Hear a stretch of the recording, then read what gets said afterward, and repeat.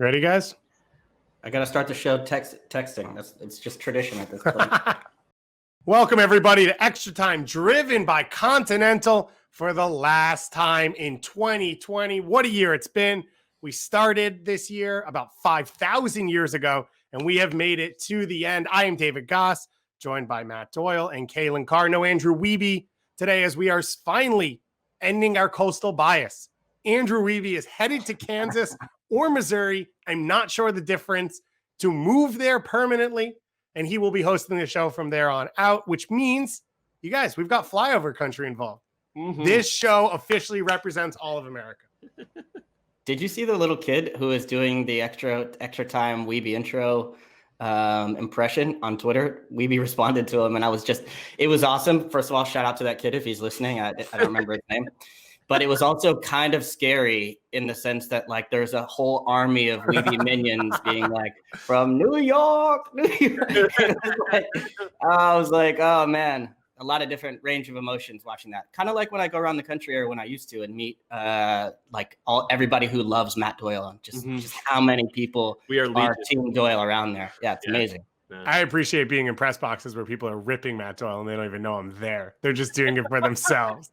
And you get a little peek into the real world view of what's going on. But do you think this will change our coverage? Like, do you think we will now be covering way more of, like, it'd be very many Minnesota focused? And yeah, because we've never talked about any of those teams. Yeah, Adrian Heath has gotten no love on this show, right? I will bet you this. The amount of shows that we start at the wrong time because we messed up time zones will be way over 10. Yeah. Yeah. If the over under there's 10.5, I'm taking the over by far on that one. But congratulations to Andrew. He was able to get out just before a blizzard dumped down on New York. And me and Matt Doyle are holding it down there, of course. Calen Carr getting our West Coast in. So we're pretty spread out.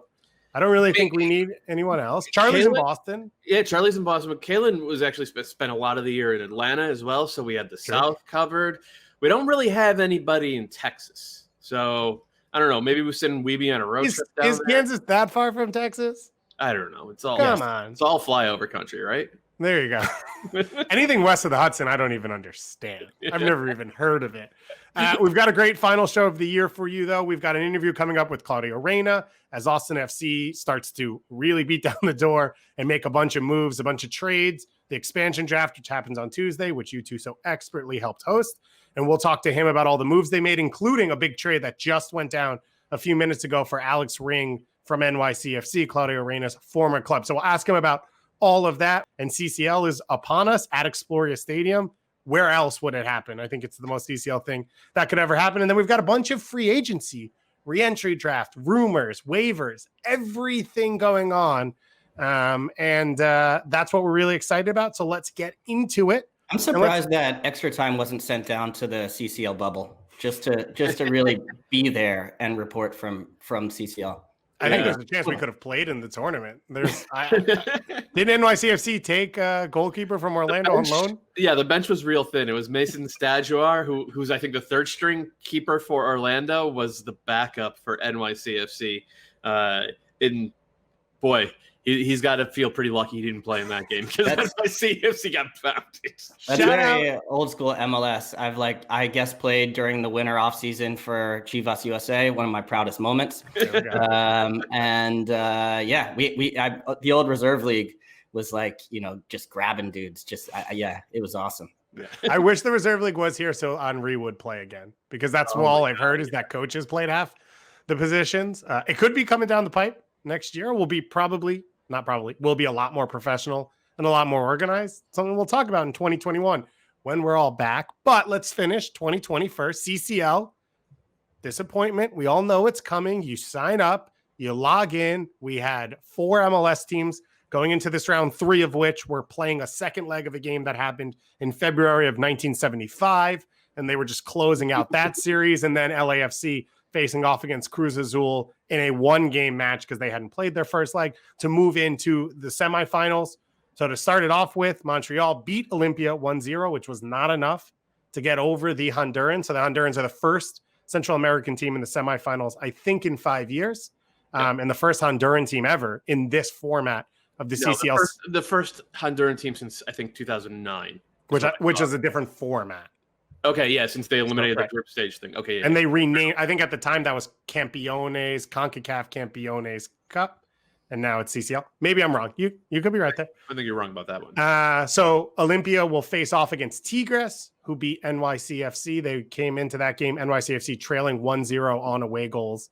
And then, as we said, NYCFC, a little bit of a short team, some positive COVID-19 tests, as well as some contract tracing, meaning some players were forced to stay back in New York. They lose in that game.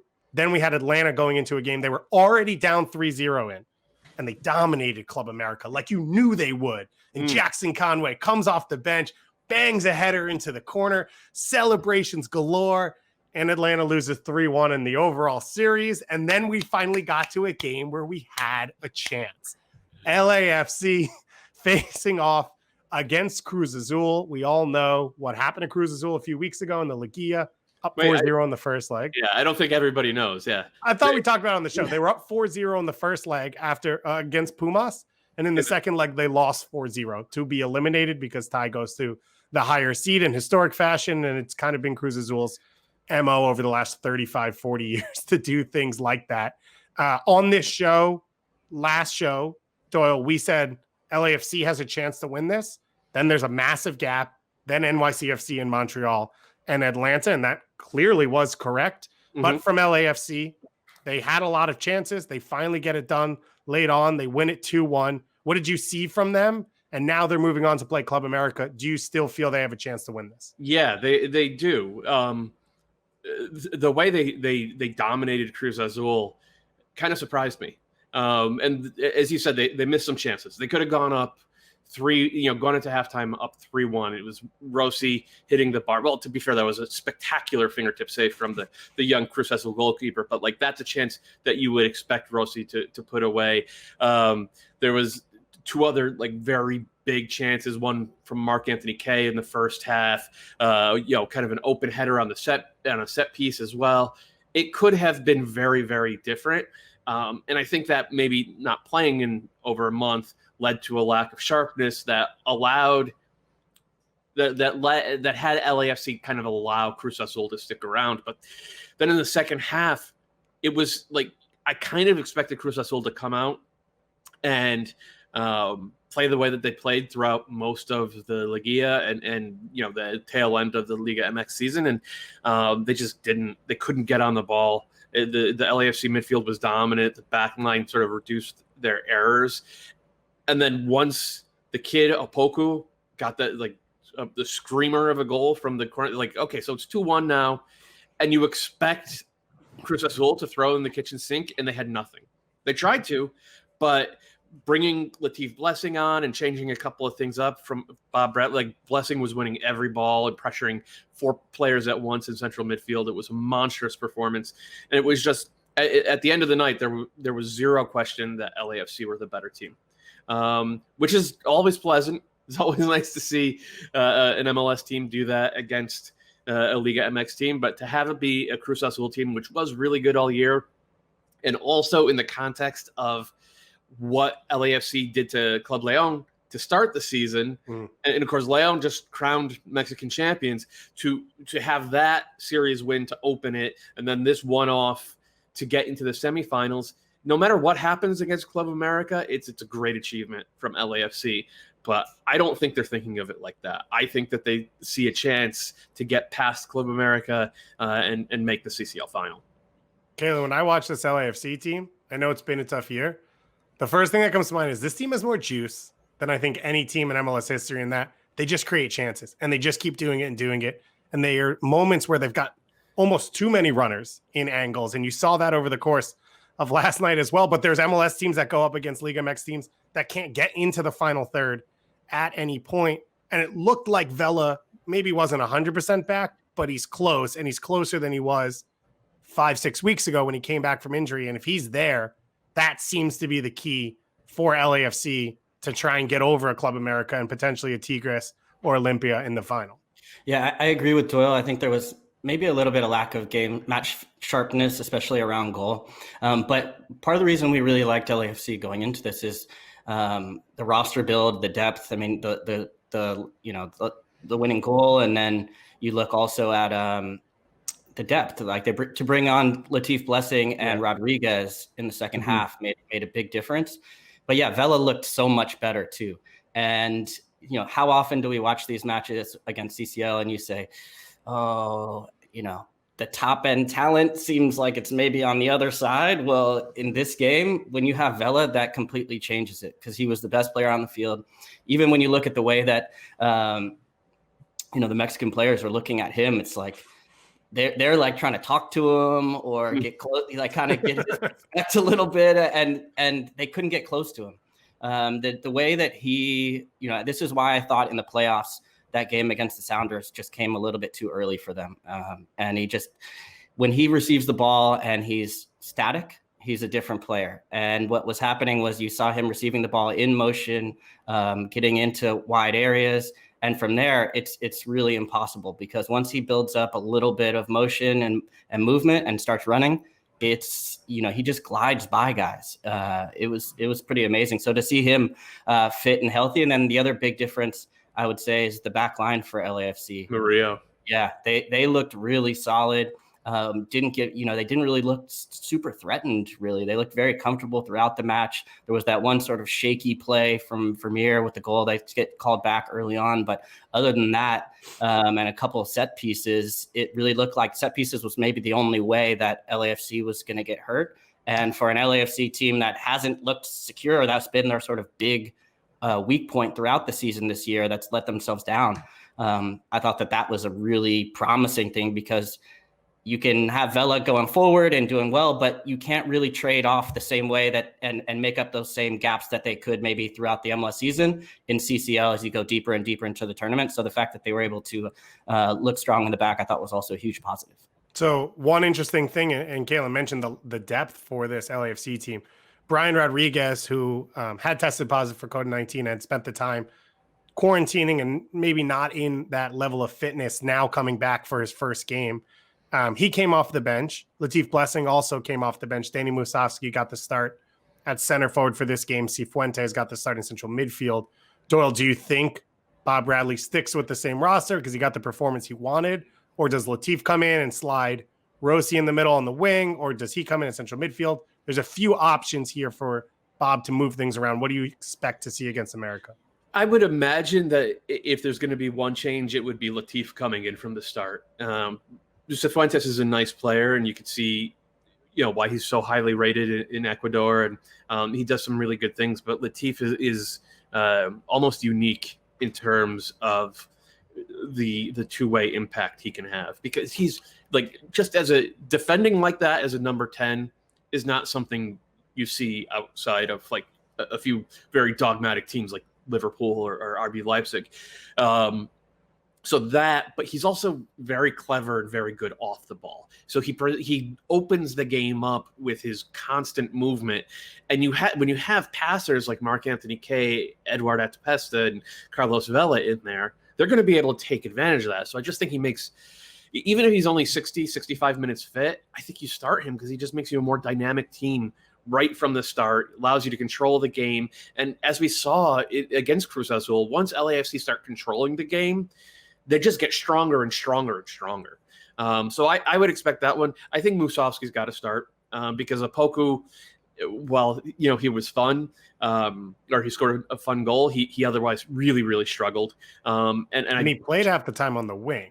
Yeah, I don't think he's really a center forward. And then, you know, Rodriguez didn't look fit to me. Like he was okay, but he didn't look like he had the same kind of burst. So I would be surprised if they were confident in his ability to go from the start, especially if you're also starting Latif, who is 90 minutes fit either.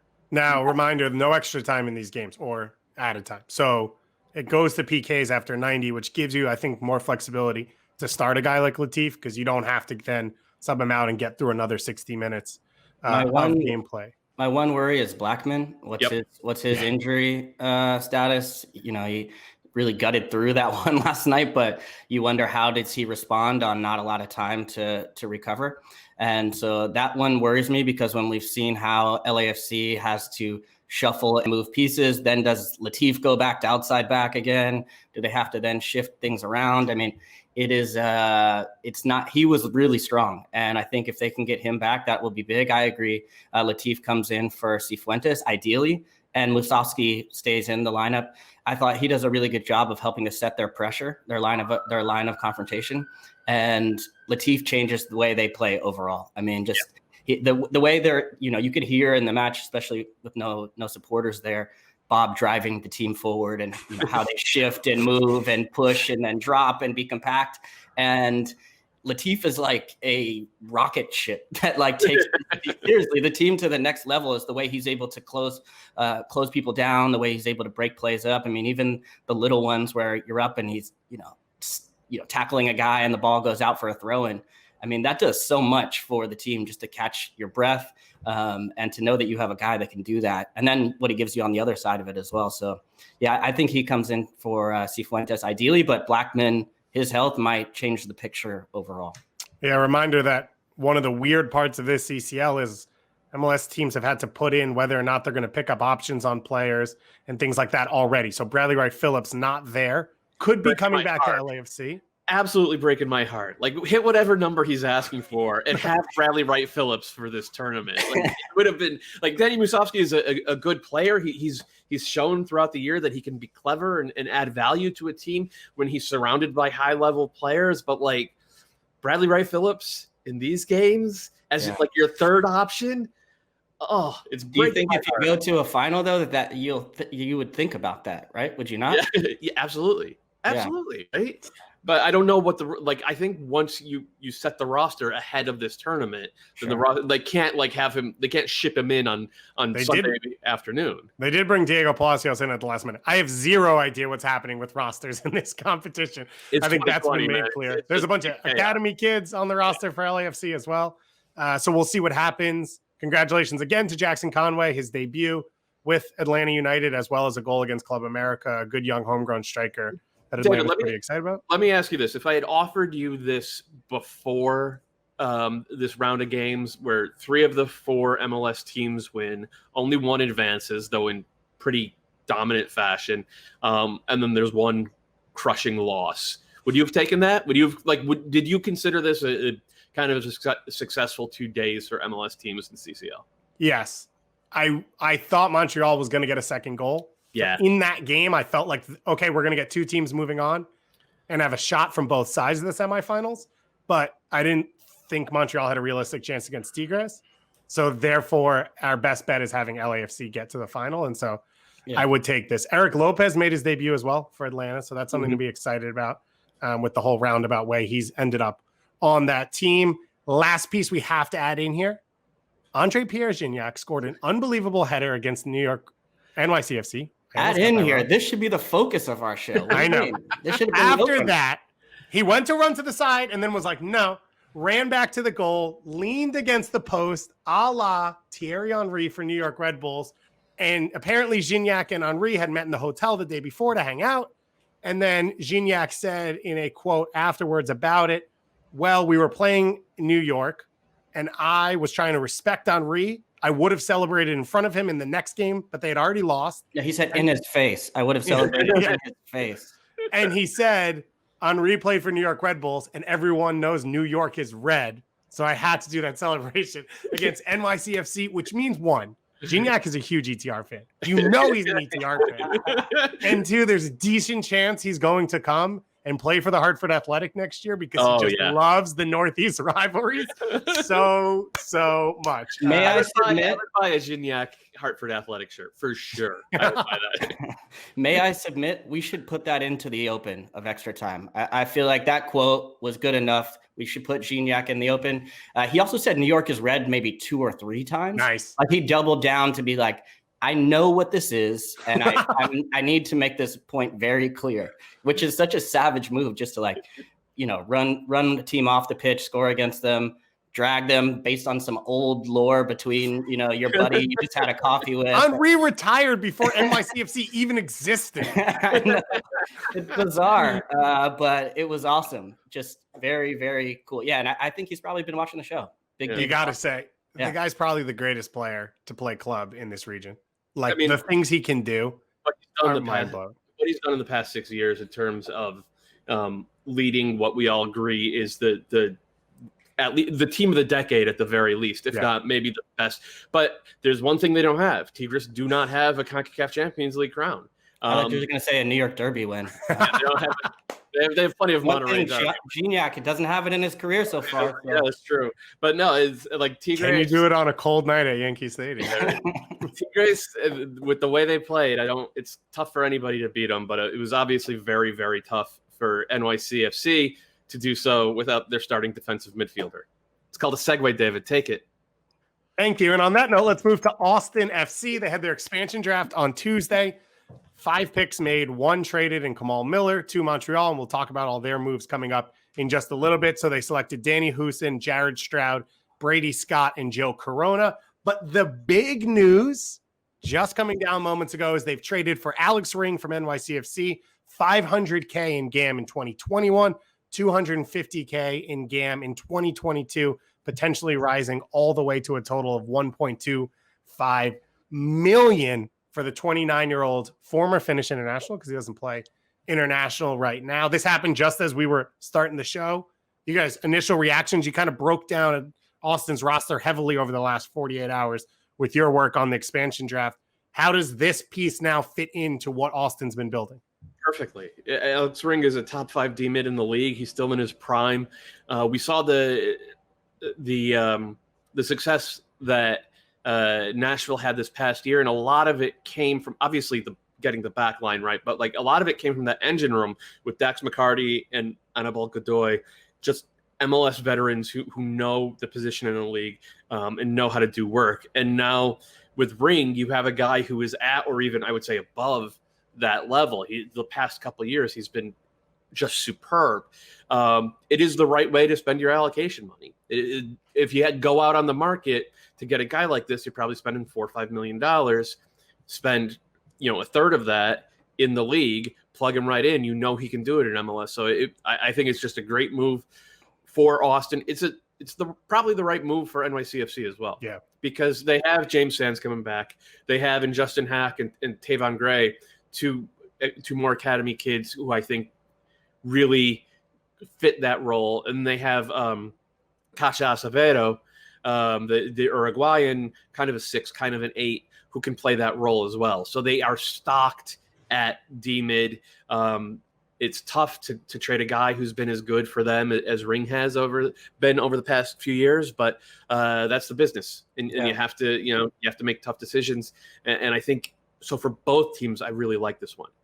Yeah, I agree with that. And I think, we saw the Red Bulls move on from Dax McCarty and Sasha Kleshton. It feels a little bit kind of like that, where they feel good about their young players like Tyler Adams or others coming through. And so I think it does make sense for New York City, and for Austin, you get a captain. So, you can just mark that down because he's been a leader. That's the way he plays, but he'll be big in the dressing room as well. And so you look at how they talked about Joe Corona during the expansion draft, how he will, ball security, wanting to keep the ball, be a facilitator. You also think of the way Josh Wolf sort of maybe alluded towards maybe a number 10 DP coming in. We asked him about that, and he seemed to sort of dodge the question, but also at the same time, maybe tip his hat that was going to be coming. And then, but you put those 3 pieces together and you start looking at, the way Doyle was talking about what a center midfield could look like for Austin FC. That's really big. That's really big because you're going to have it's a new team. To have an expansion team, we saw this exactly a point with Nashville, how important that could be. That's starting to look pretty promising for me. So I love the signing, and Ring is, top 5, maybe top 3. I think when he's healthy and good, he is that good of a D-mid. Well, he's one of the best on the ball, on top of all the things he can do defensively. So it kind of allows Josh Wolf to play a few different ways. And it feels like Joe Corona, when they do sign him and all those things, can kind of fit in pretty cleanly alongside him. And then that 10 you mentioned for NYCFC, so you mentioned all the depth in there, but they did sign him to a long-term contract about 2 years ago and kind of put him on the front page of the website as like, this is the club, this is the captain, this is who we are. And he didn't seem to fit with Ronnie Dyla as well. And maybe that's because of the young talent coming through for NYCFC. Is this a sign of any form of rebuild or change, or is this just they have the talent? Let's try and get assets while we can. I don't know. I don't know. We need to see what's coming next. I mean, I think I'd probably lean toward, let's get assets while we can. But it also feels like Maxi Morales is not getting younger. Yeah. There are questions at center forward. There are questions on both wings, really, because the only above average winger they have is Djordje Mihailovic, and he can't stay healthy. So yeah, I think I think this is going to end up being a big off season for them, but we'll see. Things don't always go the way we expect. So we have a number of these players now. We already heard about Nick Lima. It feels like there's a chance Austin still needs a starting goalkeeper. Brady Scott, just 22 years old, hasn't really played much. We assume they're going to try and get someone big at center back. That's why they moved on from Kamal Miller. Calen, how do you feel about Austin FC right now? I know on Tuesday, you guys debated this a little. What's the expectations year one? But it feels like with another pickup here in Alex Ring, the way everything's going, playoffs has to be a success and not assumed, but they should be in the competition for it. I think there's still ways to go to decide that. I think that should be the goal. And Doyle and I go back and forth. We wanted to go back and forth a little bit on the show about this as far as what's the expectation, because I think we have seen that expansion teams can make the playoffs in their first year. And I'd say things for Austin, they've got a really nice little foundation going where I really like the Lima pickup. I know him and Wolf have worked together with the national team. I think Ring, we've gone through some of the nice pieces. I do have question marks as far as their attack right now. I mean, I am not super familiar with the Paraguayans that they're bringing in, but I haven't heard anybody tell me that they're like no-brainer stars in MLS. And then you look at going and getting Danny Houston, who they went and got clearly rate very highly, but seems like a pretty big question mark for me because he didn't play hardly at all. He's been injured. Even when he has played, he's been dangerous, but not even the clear out and out striker, more of a rotation guy in San Jose. So you got to hope that they're getting the 2018 version of Danny Houston, who I think had 12 goals and 4 assists. But that was a couple years ago. And so that's a big question mark for me. So I have more questions in the attack, but as you're building out a team, we saw it with Nashville. We've seen it with other teams in the past where it's just like, get the foundation part right. And then you can add those bigger signings are probably going to come a little bit later into January and February, and maybe even into the season a little bit once they figure out what they have and then kind of build from there. Well, we had a chance to talk to the guys who are making those moves and making the decisions. Claudio Reyna now, we got him on the line a little while ago. Let's take a listen to that now. Now time for our AT&T 5G call to the field. And there's only one person in MLS to call right now. He's doing the most work of anyone in the league. He's got a lot to do, and it's been fun to watch over the last few days. Claudio Reyna, the head man at Austin FC. Claudio, thanks so much for taking the time. Thanks for having me. Yep, been pretty busy. So let's start with the most recent news, which happened about 20 minutes ago. You've traded for Alex Ring from NYCFC, a good chunk of allocation money going in the other direction. But just give me the background, because you've known Alex obviously for a while, your background with NYCFC. How did this move come about? How did this one play out? How long have you known this could be in the works? And how did it finally get done? Well, we're chasing many players, to be honest, internally in MLS, making lots of offers and weighing them all up in our team build. And as we started to have an understanding of where some of these could play out, we started to push for some more than others and just their quality. First of all, as a player, obviously I know Alex really well. He's not the captain for no reason. He's a great leader. He sets a really high standard every single day in training, knows our league. And I think this is really important now with the quality within the league, that we try to get as many pieces internally ahead of 2021 as we continue to bring in also targets players from outside the international market. So yeah, really happy. Just a player who can play as a 6, also as an 8. He won't be a left winger for us, that's for sure.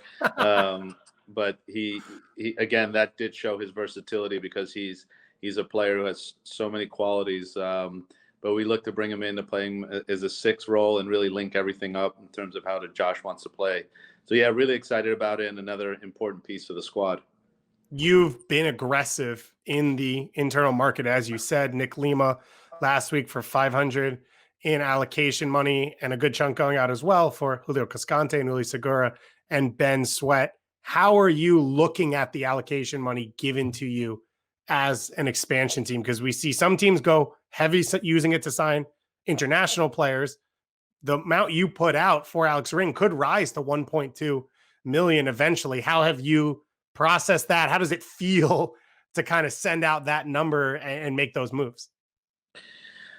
Well, yeah, certainly, the number seems big, but the upfront is 750. And, the conditions are conditions, and a lot of them are really difficult to achieve. And in many cases, if we achieve them, we'll all be really happy. So will Alex. But I think the upfront's where we're looking at, and we think when you add it all up, we feel we added really good players that, have started in this league, are starting caliber players.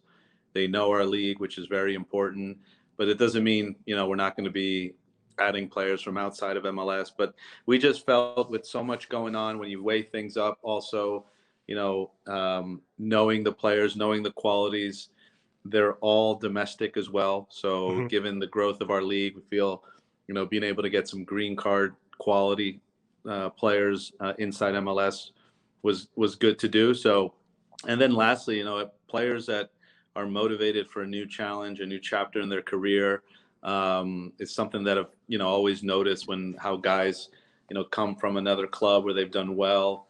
And in some cases, maybe, they sort of haven't. And we feel between top tier talent that's been performing at a high level, and also players that just need a new start and a new, fresh, clean,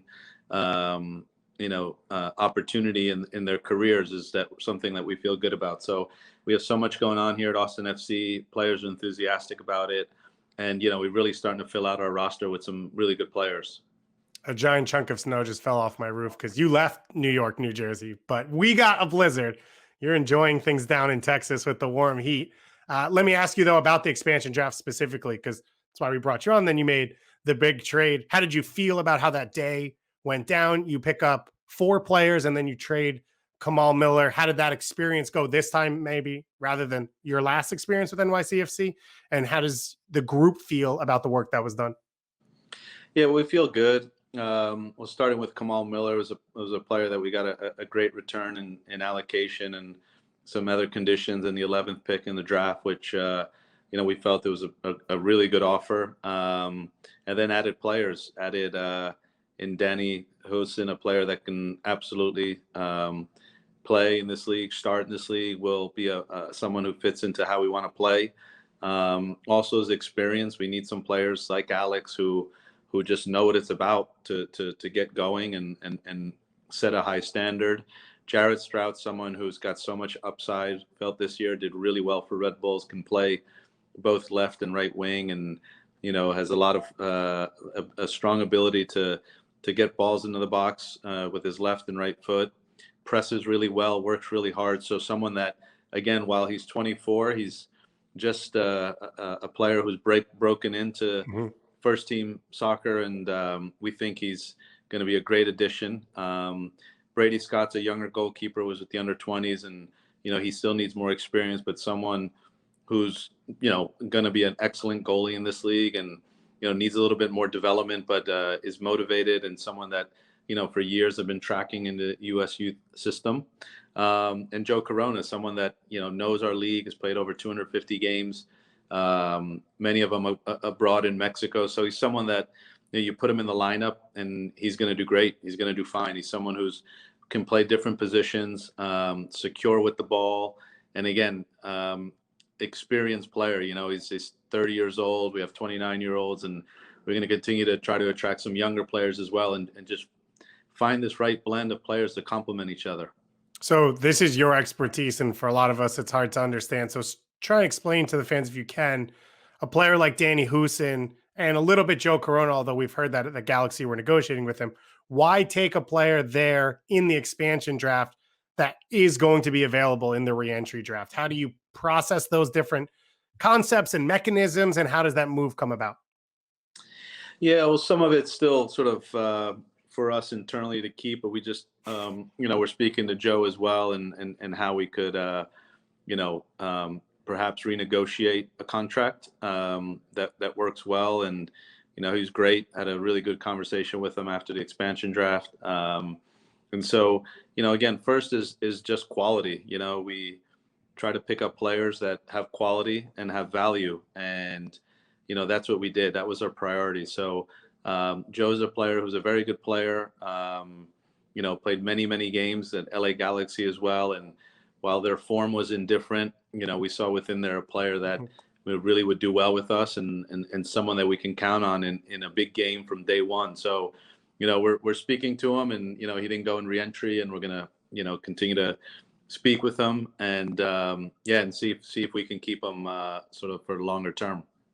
So one of the things that I think a lot of people assumed about an Austin FC when this team got announced, as you started to put together your front office, was that there would be a heavy amount of, whether it's former Mexican international players or Liga MX players, dual national players, because of the massive Mexican American population in the city and the proximity to Mexico. We haven't seen those parts of the move come about. Is that part of your thinking? Is that something that's necessary or has to get done? And it seems like maybe Joe Corona might be a part of trying to build that pipeline. Yeah, Joe has a strong connection with Mexico, having played the majority of his career there, and certainly fans are excited about him and that possibility. But yeah, it's explore players. I don't think we ever sit in a room and talk about a nationality. We just look at players, and such a global game.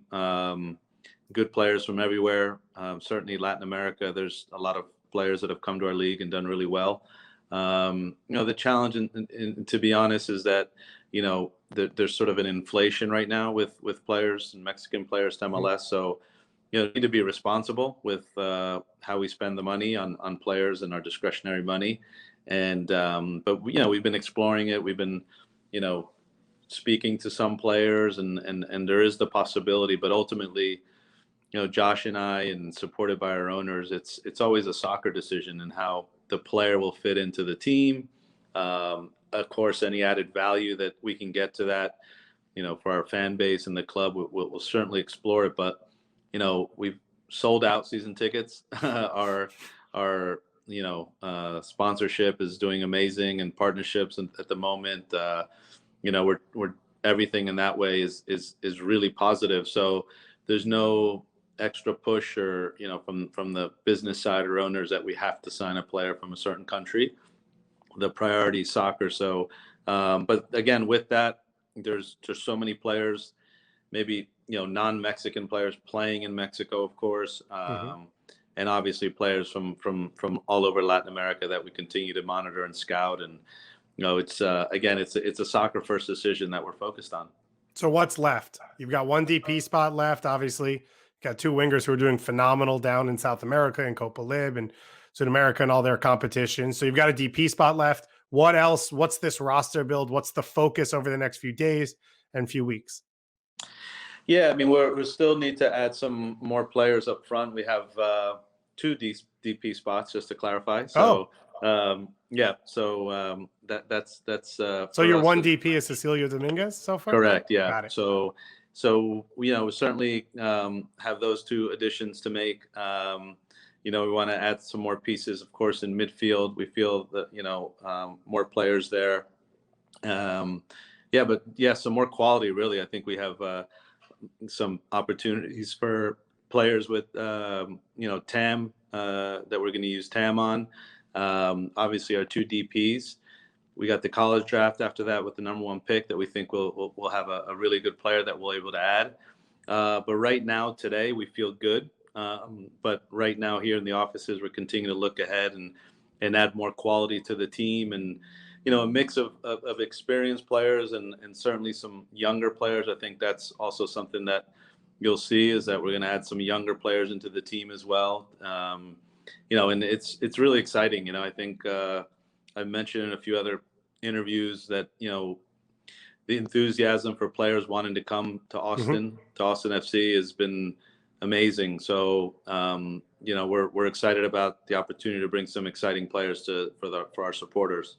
I'm curious for you. You trade for Alex Ring, a guy you know from NYCFC. You trade for Nick Lima, and I think a lot of that came from Josh Wolf's experience with him with the national team. How has the split been between you two in building this roster out, the relationship you guys have had of trying to put this all together? Yeah, I mean, there's not only Josh and I, but our other assistant coaches, have input on players they've either coached or coached against. But at the end, we both have to feel good about it. So we're able to get feedback from each other, from other soccer coaches that we know. I know Nick really well also from many years, obviously just watching him, but I've heard great things from a lot of the youth coaches and college coaches about the type of person he is, which adds to it, which gives us more comfort that we're adding the right piece, not only on the field, but off of it. And we talk about that. They're great guys. Danny Hosen and Alex Ring played together way back when they were in their teens. So there's all these little connections. Cecilio Dominguez reached out to Joe Corona because they played together in Club America. So, we see all these different connections, and, it does help us. Julio Cascante knows Ulises Seguro from his time in Costa Rica and Saprissa. So having these players that complement each other, not only on the field and relationships off the field, make us feel good about it. And, but quality wise and also the characters they are, we get a lot of good feedback that we share. But ultimately, we have to feel good together about the players that we're bringing, the investments we're making. So let me ask you this. This has been debated on our show a little bit, and you can take this any way you want. Now that you have some roster put together, but even before that, what is success in year one? What is the goal? What is the key, whether it's standings, performance style for Austin FC in 2021? Yeah, a little bit of all of it, to be honest. I think we want to make the playoffs in year one. It was achieved by the expansion teams this year. Performance is very important, and how we play and how we stack up week in, week out. How we play and the development of our style of play, and as quickly as possible getting up to speed with that. But it's always continues to be a work. Like any coach, you're always from game to game adjusting. But to be able to sit back and when you play a team and feel really confident that you can get a result home or away is, for me, puts me at ease and gives me a lot of confidence. And I think that just the credibility of us as a team and the respect, and when you have it, and my time in New York, with internally with your colleagues, in terms of the teams you're facing, and when you play each other, you just have that respect because that you have a good team or you're facing a good team. And I think that's for us internally when we're in this world. When you compete, when you play, you get the respects of your peers and other clubs, and taken seriously as a club that's not going to be easy to beat. So all those things, but of course at the end, the standings is important, and we want to get into the playoffs. And I think we say this every year, but the playoffs are just such fine margins. You look at Montreal this year, get knocked down last minute against New England going all the way against Columbus and losing, a tight game there. So, first and foremost is getting up to speed and how we want to play, getting better all the time, earning that respect, and certainly getting into the playoffs. Well, Claudio, I think you have to have a certain level of success there, because you're in danger of becoming known as Gio Reyna's dad if you don't do your own continuously. We got to give you one question to close out on your son. I assume you taught him the long ball, one touch, flick over the goalkeeper at full speed finish. What's it been like? How proud are you? And what do you see for him over the course of this year and the next few? Yeah, well, first, just so proud of him, and what he's achieved at such a young age. And, he's always believed in himself. He's worked hard, very confident, but also grounded in terms of being around, a locker room full of great players. He's surrounded by really motivated young players like Erling Haaland and Jadon Sancho and now Jude Bellingham. So the environment for him is perfect. Being able to adjust and play different positions, big games already in Champions League. It's all really amazing and unbelievable. But, he's just wants to get better. He wants to improve. He knows, that he's got so much more to learn. Just kind of taking everything in stride, and it's been a difficult year for everybody. I mean, the players and all the coaches deserve so much credit dealing with everything they dealt with. I know through my son what he's had to go through, and sort of being away and being sort of quarantined and not being able to have a normal life in a foreign country and still, be able to stay focused on his soccer has been great. So just continues to grow and mature, and just, of course, super proud of him. I get so nervous all the time. I can't even explain it. It's the worst feeling. I look forward to every one of his games, and then when the games start, I'm just so nervous. But again, just super proud. And just the fact that he's been able to achieve his goals, and he sat with me. We were at a Dortmund game when he was just got over there, and he it's not like, well, I'd like to play here one day in front of 80,000. It's, I will, and I'm gonna play there. And so he has a confidence, and that I would say is with all the young players coming through. It's an amazing generation of players. So many of them here in MLS as well, and the guys that are in Europe, they believe in in what they're doing, and that's very important. So much credit has to go to the support they've gotten, the investments that have been made. There's no doubt about it. The investments that have been made for these players between U.S. soccer and MLS, the great coaching that exists now in our country that's getting better and better. And so, he's really proud to represent where he's from in the United States, and, playing for such a big club like Dortmund for him is certainly an honor. Yeah, we're excited about it as well. It's all of our victory. It's all of our accomplishments. Everybody, that's right. You're probably a little more involved than we are, but we still feel it. We're looking forward to seeing what Austin FC does as well in 2021. Thank you for taking the time, Claudio. Thanks for having me. Thanks so much to Claudio Reyna for taking the time to speak with us. We're very excited to see what he's building in Austin, and hope that he's a recurring guest next year for lazy narratives to correct, or whatever it is that expansion team underdogs. We've kind of got a running list of every expansion team has to have their thing. I guess we'll have to see what Austin's will be. I mentioned before the interview, Kamal Miller taken with the 5th expansion pick, traded to Montreal for $250K in allocation money, as well as the 11th pick in this year's super draft, which is coming up on MLSsoccer.com in the new year. And Matt Doyle will be on that one. They also made a big trade a day or so later. Djordje Mihailovic traded from Chicago to Montreal. All total, the number that came out was $1 million in allocation. The way I've seen it broke out is $400K in GAM this year, $400K in GAM next year headed to Chicago, and then $200K, which may have to do with hitting actual performances, floating around in there. Let's get your first reaction to this, because I think it popped eyes for, one, a trade this large, and then two, what it means for Djordje Mihailovic's career and these two clubs. Doyle, where do you stand right now with this deal? The number shocked me at first, but then thinking of it within context, Montreal have not shown the ability to go overseas and find high-level young attacking pieces. They've had some guys who've had good runs, sort of for half a season, but that's never sort of translated.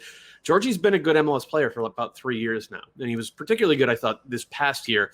So in a league where teams spend $3 million on an Ignacio Aliseda who doesn't give you much, no, I mean spending $1 million in allocation money on a player like Djordje, who's never going to be an MVP caliber player, but has already shown that he can be very good, it actually kind of makes sense. So I like it from Montreal's point of view. We don't know how they're going to use him. I liked him as sort of a playmaking left winger, not a type of guy you run the game through, but a type of guy who can hit the final ball and is good at picking his spots off the ball. But we'll see. He seems, he maybe has some flexibility to play inside as well. For Chicago, it surprised me. But I guess that they they signed a bunch of their homegrown players from younger cohorts. Maybe they see some of those guys moving into the lineup. And obviously you kind of expect when you get that much allocation money that there's going to be some sort of overseas signing that could move the needle. But it did surprise me, because I thought of the things that they did best last year, Djordje was a big part of that. Well, they already brought in a winger from Bulgaria, and you mentioned Ali Seda, who is a young DP for them. Both of them are technically wingers, so you do have some spots there. Calen, when you look at this from a young player point of view in Mihailovic, you know, we talk a lot about young players, where they fit, how they're going to find their careers. This is now Mihailovic, Mason Toye, and Kamal Miller, 3 young MLS players that Montreal's gone out and traded for to kind of rebuild this team a little for Thierry Henry next year. How do you see that experience for Mihailovic? Is this something that can elevate his game? What do you see in a move like this, and maybe more moves like this coming forward? I'm not sure Chicago was necessarily looking to make this move or move Djordje, but I think when you start to see some of the value that they were able to get, it started to make more sense. And maybe some of the changes they want to make within their side or people they're bringing in. But I think for Djordje, you know, this could be a really good thing for him. I think, you know, Montreal hasn't necessarily always built the best young players. I think even of like, so I was thinking back to the Chicago to Montreal pipeline where Harry Shipp went there before, you know, promising early career there, and then sort of had a better run out in Seattle later on. Justin Mapp went from Chicago to Montreal, and actually, you know, Justin was sick at both places, actually. I think Damadero did as well, although it's hard to remember where to wear, but yeah, there's a little bit of a pipeline there. But for Djordje, I mean, he's been right sort of at that level of some really incredible moments with the Fire, but then sometimes he gets dropped, and then he gets in with the national team, and he's had some bright moments with the national team too, and can be a part of this crop. But I think going to Montreal, I think he'll get a full run. I think when you look at Piet and Wanyama behind, they haven't necessarily had that piece to connect that sort of midfield to the front, and they've had to play a little bit more direct. So maybe Djordje plays a little bit more of a connecting role between those two places, and then can chip in with some goals himself. And for Montreal overall, just getting young, talented, I think we all like Kamal Miller. We all like Mihailovic. Mason Toye as well. Mason Toye as well. Like they spent almost $2 million in allocation money on those 3 players who are all young domestic players. So, I mean, they must have identified something within the league that they see as market inefficiency or betting, I guess, on Thierry Henry's ability to coach these guys up and get more out of them, right? Yeah. Doesn't that totally? And all 3 of those guys were like right on playing, kind of in, and but like should be, you know, we're arguing this guy should be a starter, this guy should be a starter. There's a ton of talent there, and so now they're like, let's put all these guys in. I think they're immediate upgrades based on what they have. They're young, and Thierry Henry keeps talking about it's not a 1 year, it's not a 2 year. Like, let's build over time. And if you say, give me Thierry Henry with Djordje, Toye, Miller, do I think he can improve those players alongside his staff? Yes, I think so. So I think overall finding those pieces around MLS that are maybe just on that fringe. I mean, we've seen that success. I don't know. I felt like there's always a group of guys like that where I was thinking for a while, Chris Mueller someone should have come and swooped him up before he broke out. There's the Rapids sort of did this as well. Lalas Abubakar, Jonathan Lewis, Austin Trusty, which hasn't gone Kellen as Acosta. well. I mean, they did just re-sign Trusty. I thought Trusty was better in the second half of the season. So maybe it is the market inefficiency, and maybe we've just been a little bit blind to it ourselves. But it makes it seeing Montreal operate in this way makes them a more interesting team to follow, because it's not just on field. It's actually kind of like a philosophical how to build a roster thing. And I'm kind of hyped for that. And you also look at it and say, Kamal Miller, I thought is a starter in MLS, but he shouldn't have started over the 2 guys at center back in Orlando, because Orlando went and spent outside the league.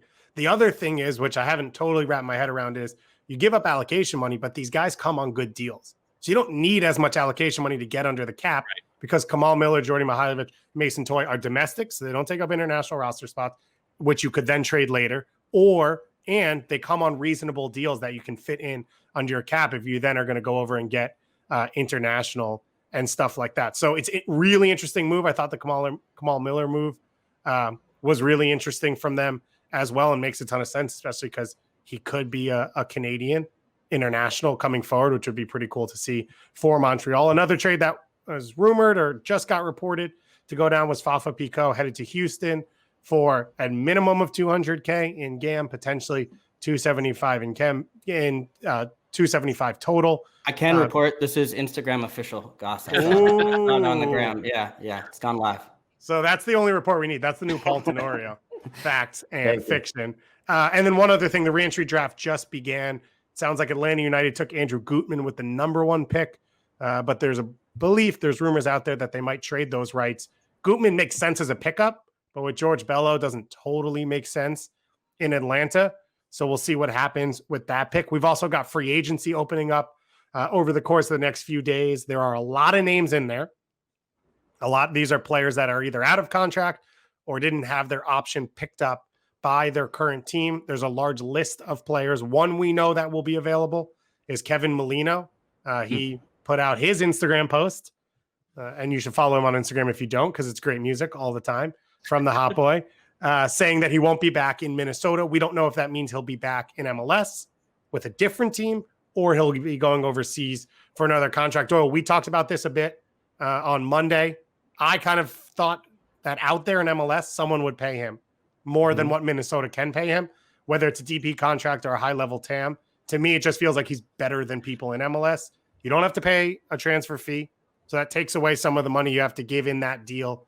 And at 31, it might be dangerous, but for 2 years, he's better than – I don't want to throw Ignacio Aliseda under the bus 13 times in this show, but he's better than players that other teams in MLS have spent on. Yeah, he is. But the question with Molino is, will he hold up? Like this past year, he was fantastic, but it was an outlier of a season because he didn't get injured and he was as productive as he was. DP seems too much for me. High-level TAM even seems too much for me, but something, approaching 7 figures per year over the course of 2 years, that if your title window is now, that actually makes a lot of sense. Like, he would be, if you're Seattle and you're looking at him on one wing and Jordan Morris on the other and Rui Diaz up top and Ladero pulling the strings, like that would make a lot of sense. What about Sporting KC? Can you play center back? And Sporting KC has a lot of good wingers. I'm not sure that they need to spend what allocation money they have on another winger. I think they need more in central midfield and central defense. So I'm sure there's a market out there for Kevin Molino, and I know it's Instagram official that he's not signing in Minnesota again, but it wouldn't shock me to see them agree on a number that brings him back, because we saw what he did in the postseason. He was freaking awesome. And if you have a chance to keep him and Babello, that partnership together, you probably want to make that happen. Calen, taking a look at the free agency list, does anyone else stand out to you? Is there a spot that you've thought of where you really hope someone ends up somewhere? It's a pretty massive list, which is kind of hard to cipher through. Will Trapp's on that list, but the rumors are already pretty heavily that he's headed to Minnesota in a trade, which at the same time might mean Ozzy Alonso is available in free agency. Calen, is there anyone that caught your eye or any move that caught your eye? Well, first of all, just to go back just real quick to the Molino thing, if you're a Minnesota fan, would you not be panicked right now? I would, but I think it's the reality of a salary cap league. You have a DP in Reynoso. Like, you've spent money in the attack. You had Molino on a good deal. I don't know that you can keep him because they probably feel they still need to go out and get a 9. They were a minute away from MLS Cup, and without Molino, I think that drops them way further down the list. So I would be very concerned if I were them. If I'm looking at the free agency list, I'm always going to go. I mean, I'm really interested in what happens with BWP, because I think we saw this year that he can be, a big time contributor to a really good team. So I'm curious about that one. Wando, I expect that to get done in San Jose. I would be shocked if it didn't. I have sort of flirted just on my own daydreams of him at LAFC to see how many goals he could score there. But I don't expect that to happen at all in any world. But BWP is really the one where I'm looking at to say, all right, well, can he? I would hope that they figure it out at LAFC, but because I thought it had worked so well. But I want to see him playing on a good team, and I don't know. Freddie Montero on this list. Seattle Sounders could pick him up as well. Kai Kamara on this list. The one that stuck out to me is Diego Fagundes, longtime player for the Revs. Now I think he holds many records for just appearances and minutes and all that stuff because he started at the age of 17 with that group. Versatile player. It'll be interesting to see what the market is for guys who are good homegrowns coming into their second contract and third contracts across MLS, similar to the Djordje Mihailovic move as well. One last piece we want to hit before we get to the mailbag real quick is in Miami. Inter Miami, we already know, let Paul McDonough go, who was the head of their soccer side and business side as president. And then they had a end of year meeting with Diego Alonso, who's currently their head coach. Coming out of that, Sam Stejsko put out a rumor, which then Paul Tenorio turns into a report for the Athletic, saying that Diego Alonso had parted ways with Inter Miami. They then went back and had to change that and say, I'm sorry, we got the story wrong. Turns out the story was wrong because Diego Alonso was wrong about his understanding of the meeting he was sitting in as one of the members of that meeting. He believed he had been let go. Miami said, no, that is not the case. What went down? So Inter Miami, a team that I couldn't get you guys to stop talking about 2 years ago when it was Luis Suarez and Messi and Griezmann and what's the other one's name? James Rodriguez, all that stuff. Now there's not much to say about this team. Calen, you see something like this happen. What's your take on what the next few months look like for Inter Miami? Come on, man. How am I supposed to answer that? I mean, it's confusing, right? It's very confusing to have a manager not know whether to have that type of confusion happen doesn't.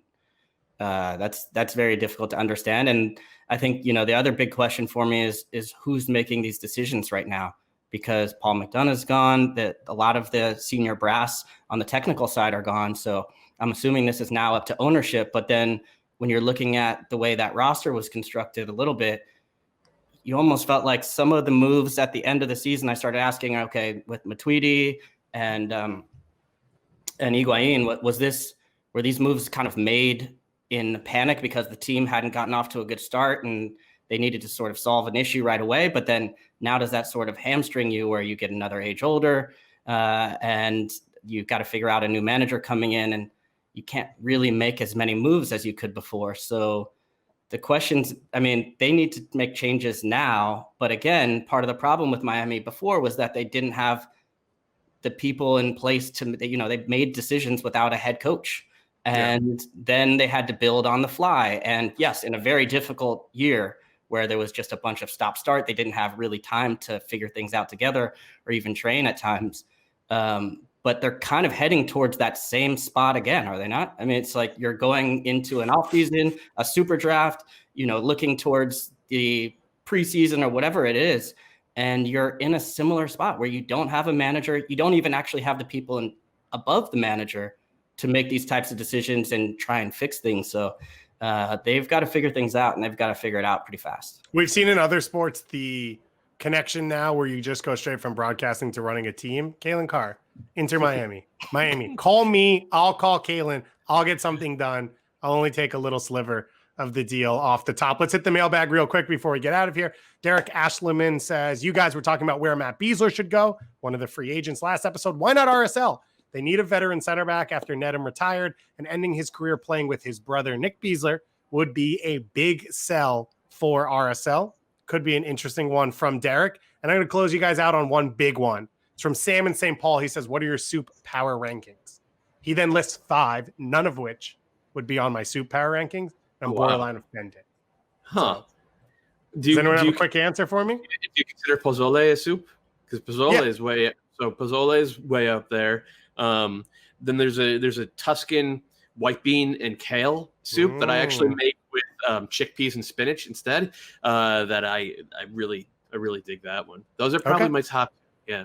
And that is it for 2020. Calen, do you have a soup? I don't even get to give my soup. Are you kidding me? Calen, I didn't think you'd have after a soup. Everything we've been through this year. You don't seem like a soup eater. Not a big soup guy. See? But I would say sizzling rice. That's my go-to, which is hard to do on takeout these days. But the only correct answers were potato leek soup and matzo ball soup. But I don't want to be typecast or anything at the end of this show. And on that note, happy end of the year to everyone. Whatever it is you do, if you do celebrate or don't celebrate, try and enjoy it as much as you can. Please be safe, wear a mask. Of course, we won't be on this show, but Anders will still be on the Twitter feed. Andrew just moved to Kansas, so he'll probably be on 27 hours a day as well, because he's got nothing to do and loves to tweet at himself, which is always the best to watch. And we'll all be around. So feel free to jump into our feeds, into our DMs, whatever's going on. We'll be back in 2021. First of January. If we ever get there. If we ever get there. But the odds seem against us, but who knows? Good luck to LAFC and CCL. Congratulations to the Columbus Crew once again. And on that, thanks for joining us.